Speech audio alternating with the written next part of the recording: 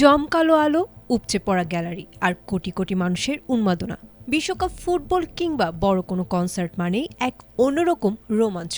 মাঠের লড়াই কিংবা সুরের মূর্ছনায় যখন বুঁদ হয়ে আছে পুরো বিশ্ব, ঠিক তখনই মানুষের অজান্তে প্রকৃতির ওপর নেমে এসেছে এক নীরব ধকল।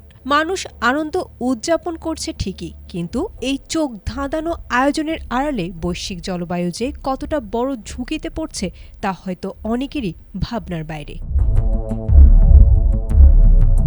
যুক্তরাজ্যের ক্যামব্রিজ বিশ্ববিদ্যালয়ের সাম্প্রতিক এক গবেষণা মেগা ইভেন্টগুলোর এই অন্ধকার দিকটি সামনে এনেছে।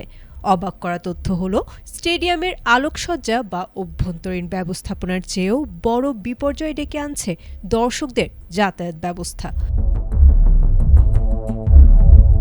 ৪৮ দলের ২০২৬ ফিফা বিশ্বকাপ থেকে নির্গত হয়েছে রেকর্ড ৪২,৩০,০০০ টন কার্বন, যা উন্নত দেশ আইসল্যান্ডের পুরো এক বছরের মোট গ্রিনহাউস গ্যাস নিঃসরণের সমান।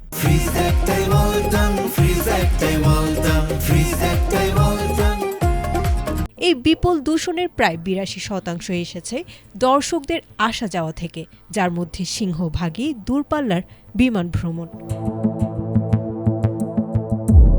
গবেষণায় ব্রিটিশ রক ব্যান্ড কোল্ডপ্লের সফল উদাহরণ তুলে ধরা হয়েছে, যারা বিশেষ অ্যাপ ও টিকেটের ছাড়ের মাধ্যমে দর্শকদের পরিবেশ বান্ধব যাতায়াতে উৎসাহিত করে নিজেদের সফরের মোট কার্বন নিঃসরণ প্রায় অর্ধেক কমিয়ে এনেছে।